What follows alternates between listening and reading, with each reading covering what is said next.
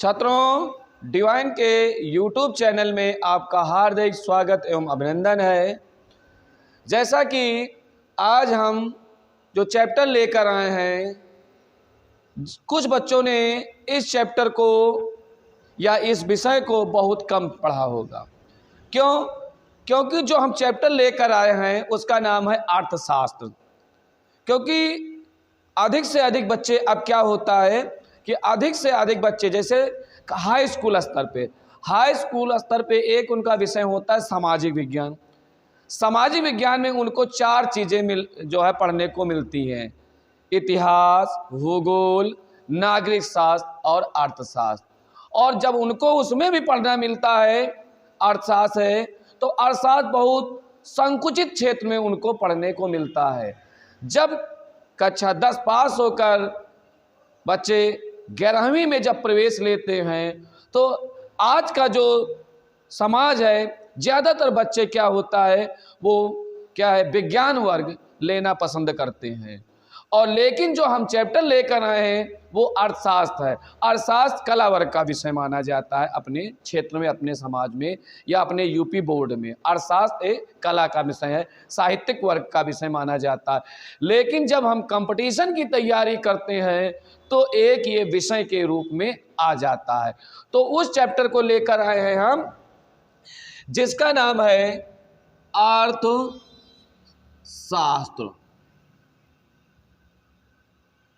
अर्थशास्त्र,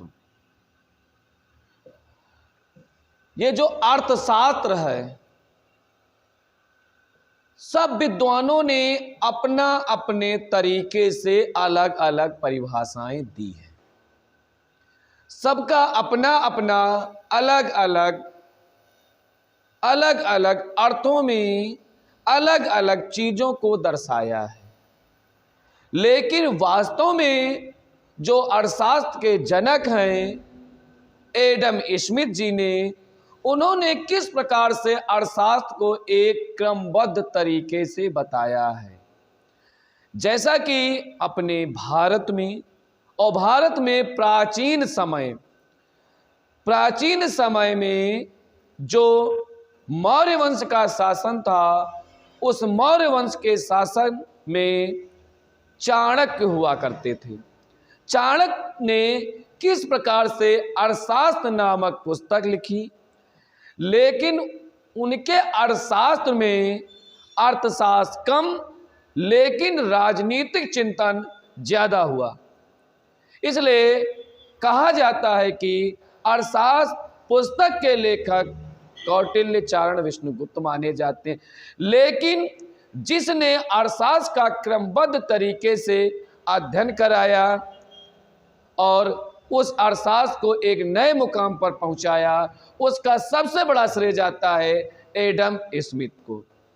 ठीक है, लेकिन एडम स्मिथ के बारे में जानने से पहले हम अर्थशास्त्र को अलग अलग करके बताने जा रहे हैं। जैसा कि मैंने बताया अर्थशास्त्र, तो एक बार हम यहां लिखते हैं अर्थ और प्लस शास्त्र, अर्थ और शास्त्र। ठीक, 1 नंबर 2 नंबर, और इसको जोड़कर अर्थशास्त्र तैयार होता है। लेकिन अलग अलग तरीके से हम एक एक अलग करेंगे। कैसे? अर्थशास्त्र यानी अर्थ का नाम है, यानी अर्थ को हम बोलेंगे धन। यानी अर्थ का जो है अर्थ, शास्त्र अर्थ का मतलब है धन से, और धन को हम कह सकते हैं संसाधन के रूप में। संसाधन के रूप में धन को हम किस रूप में बता सकते हैं? संसाधन के रूप में। कैसे संसाधन के रूप में? जैसे हम उदाहरण के परिवहन एक भी संसाधन। जैसे हमको रायबरेली जाना है तो हमको मोटरसाइकिल की आवश्यकता होगी या 4 पहिया की गाड़ी यानी कार की आवश्यकता होगी, तो एक संसाधन। उसी प्रकार से हमको ये स्वेटर लेना है या इस मार्का को लेना है, तो हमको इस मार्का लेने के लिए एक संसाधन की आवश्यकता होगी। वो संसाधन क्या है? धन है। क्या है? धन। और ये धन के माध्यम से संसाधन तैयार हुआ, लेकिन वास्तव में इसकी परिभाषा क्या होती है? यानी अर्थ माने धन, धन का है संसाधन, और इसकी जो परिभाषा जिसके माध्यम से आवश्यकताओं की पूर्ति होती है। हमको स्वेटर लेना है तो हम काहे से लेंगे? पैसे से लेंगे। तो जिसके माध्यम से आवश्यकताओं की पूर्ति होती है उसे हम संसाधन के रूप में, अर्थात क्या है? धन है। अब ये कितने प्रकार के हैं संसाधन? संसाधन कितने प्रकार के हैं? एक लेते हैं वस्तु से और एक लेते हैं हम सेवा से। वस्तु से और सेवा से लेते हैं, वस्तु और सेवा। अब जैसे वस्तु और सेवा को कैसे मैंने बताया, जैसे ये हमारे पास अभी हमने कहा कि जिसके माध्यम से आवश्यकताओं की पूर्ति हो।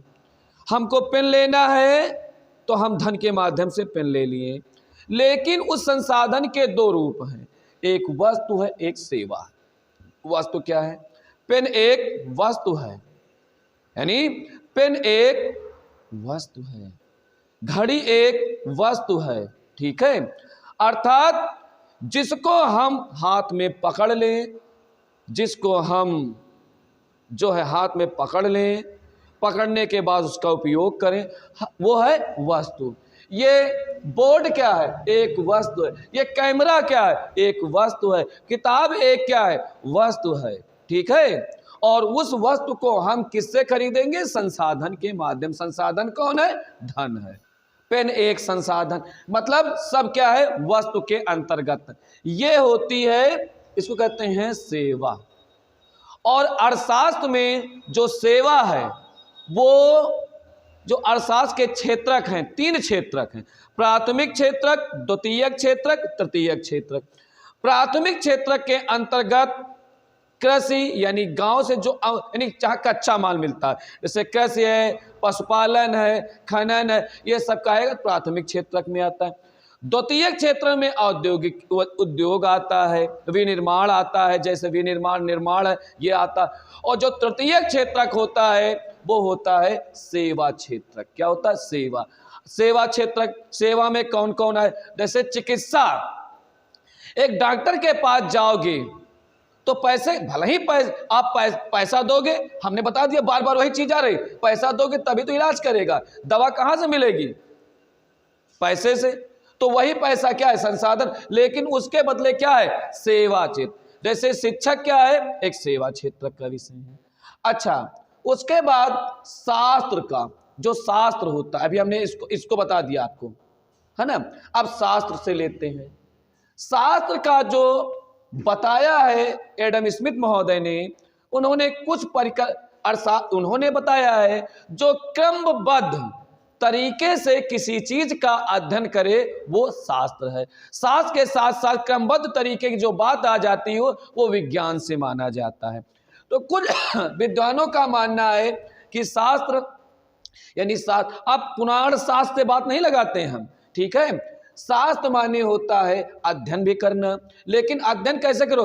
क्रमबद्ध तरीके से अध्ययन करना। अच्छा, अब जैसे हमने बता दिया संसाधन और विज्ञान, संसाधन और विज्ञान को जोड़ देते हैं। अगर शास्त्र को विज्ञान माना गया है तो किस प्रकार से इसकी परिभाषा बताएंगे? यानी शास्त्र मतलब क्रमबद्ध तरीके से संसाधनों का क्रमबद्ध तरीके से अध्ययन करना अर्थशास्त्र कहलाता है। तो किस प्रकार से हम इसकी डेफिनेशन तैयार करते हैं? मानव जीवन का संसाधन द्वारा विकास करना अर्थशास्त्र कहलाता है। अभी हम एक एक परिभाषा आपको मैंने बताया कि अर्थ धन, धन संसाधन, संसाधन के दो रूप वस्तु एवं सेवा। तो ये हो गई इसकी डेफिनेशन। शास्त्र में होता है विज्ञान, यानी किसी चीज का, किसी वस्तु का क्रमबद्ध तरीके से नियमित पूर्ण अध्ययन करना क्या कहलाता है? शास्त्र अर्थात विज्ञान। और जब हम दोनों चीज को जोड़ते हैं, संसाधन और विज्ञान, तो मानव जीवन का संसाधन द्वारा विकास करना अर्थशास्त्र कहलाता है। अलग अलग अर्थशास्त्रियों ने इसकी परिभाषा, जो मोस्ट इंपॉर्टेंट अर्थशास्त्र की परिभाषा बताई है, उसको बताया है कि अर्थशास्त्र यहां लिख दे, अर्थशास्त्र धन का विज्ञान है। क्या है का विज्ञान है? धन का विज्ञान, जैसा कि मैंने इधर बताया है। यानी इन सब को जोड़, यानी संसाधन और विकास मैंने जब जोड़ा तो मानव जीवन का संसाधन द्वारा विकास करना क्या कहलाता है? अर्थशास्त्र। अब कुछ लोग इसकी, अभी तो विज्ञान के कुछ लोगों ने इसकी सीमित एवं संकुचित परिभाषा बताई है, काहे की? अर्थशास्त्र की। कैसे बताया? जैसे उदाहरण के लिए, अब कोई पेन 3 रुपए की मिलती है, कोई पेन 10 रुपए की मिलती है। तो अब मानव अपनी आवश्यकताओं को संकुचित व सीमित करेगा। बच्चा पढ़ता है स्कूल में, किसी का बच्चा पढ़ता है अच्छे स्कूल में, उसकी मंथली फीस 3000 की है। कोई बच्चा पढ़ता है, उसकी मंथली 300 रुपए फीस है। तो वहां पर व्यापक हो जाएगा, यहां संकुचित, यानी सीमित संसाधनों के माध्यम से। अब आ गई ना बात कि कोई पेन 3 रुपए में खरीद रहा है, कोई पेन 10 रुपए में खरीद रहा है। तो सीमित संसाधनों के माध्यम से मानव जीवन का विकास करने वाला विषय भी अर्थशास्त्र है। यानी अर्थ, कुल मिलाकर कहने का मतलब है कि मानव अपनी आवश्यकताओं के द्वारा विकास करना क्या कहलाता है? अर्थशास्त्र कहलाता है। चलिए, जिस प्रकार मैंने अर्थशास्त्र की डिफिनेशन बता दी, अर्थशास्त्र का किस प्रकार से उसका विकास हुआ ये हम बता दिए। अब बच्चों हम चलते हैं अगला कि अर्थशास्त्र का जनक किसे माना जाता है? अर्थशास्त्र का जनक किसे माना जाता है? जनक, चलो हमने बताया है कि भारत में प्राचीन पीछे आते हैं उधर। तो जब मौर्य वंश का शासन था तो मौर्य वंश के जो मंत्री, प्रधानमंत्री थे, चाणक्य, कौटिल्य, विष्णुगुप्त, उन्होंने अर्थशास्त्र नामक पुस्तक लिखी। लेकिन उन्होंने उसमें क्या है? राजनीतिक चिंतन। लेकिन वास्तव में अर्थशास्त्र का जनक है एडम स्मिथ।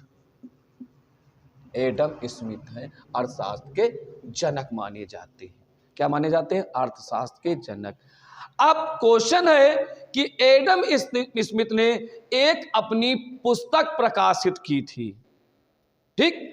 वो प्रकाशन हुआ था, पुस्तक प्रकाशन हुआ था, कब हुआ था? 1776 में।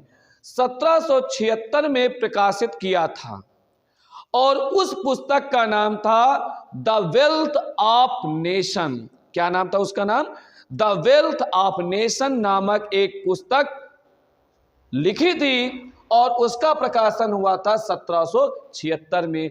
उस पुस्तक में उन्होंने अर्थशास्त्र को धन का विज्ञान माना था और जब धन का विज्ञान माना उसके बाद उन्होंने उनका जो अर्थशास्त्र था वो क्रमबद्ध तरीके से प्रमाणित हुआ। लेकिन इसी जगह पे क्वेश्चन आता है, अर्थशास्त्र का जनक तो एडम स्मिथ, अर्थशास्त्र नामक पुस्तक कौटिल्य, लेकिन आधुनिक अर्थशास्त्र का जनक अलग है। ये याद रखना, आधुनिक, यहां लिख देते हैं, आधुनिक अर्थशास्त्र का जनक कौन है? आधुनिक अर्थशास्त्र का जनक प्रोफेसर किन्स को माना जाता है। प्रोफेसर किन्स को माना जाता है, याद रखना। जैसा कि मैंने बताया, अर्थशास्त्र का जनक एडम स्मिथ, उनकी जो पुस्तक थी द वेल्थ ऑफ नेशन, उसका प्रकाशन 1776 में हुआ और यही अर्थशास्त्र के जनक माने जाते हैं। द वेल्थ ऑफ नेशन में उन्होंने धन संबंधी अध्ययन किया। लेकिन फिर क्वेश्चन आता है, आधुनिक अर्थशास्त्र के जनक वो प्रोफेसर कौन थे? प्रोफेसर किन्स थे। अब इसी के हम आगे चलते हैं, इसी के आगे चलते हैं। चलिए आगे देखते हैं। जैसा कि हमने अर्थशास्त्र को बताया, अर्थशास्त्र एक धन का विज्ञान है, उसी प्रकार से आगे जब चलते हैं तो हम अर्थशास्त्र के प्रकार के बारे में बताते हैं। अर्थशास्त्र के प्रकार में हम 2 प्रकार लेकर आए हैं। पहला है व्यष्टि अर्थशास्त्र और दूसरा है समष्टि अर्थशास्त्र। ठीक है, इसका हम अपना हिंदी अनुवाद करके पता करते हैं कि जो व्यष्टि अर्थशास्त्र है उसको कहते हैं छोटा, और जो समष्टि है उसको कहते हैं बृहत, अर्थात बड़ा। बड़ा। अब दोनों को हम क्या है एक एक डिफिनेशन पढ़ेंगे। जैसा कि यहां पर हम लिखते हैं व्यष्टि अर्थशास्त्र।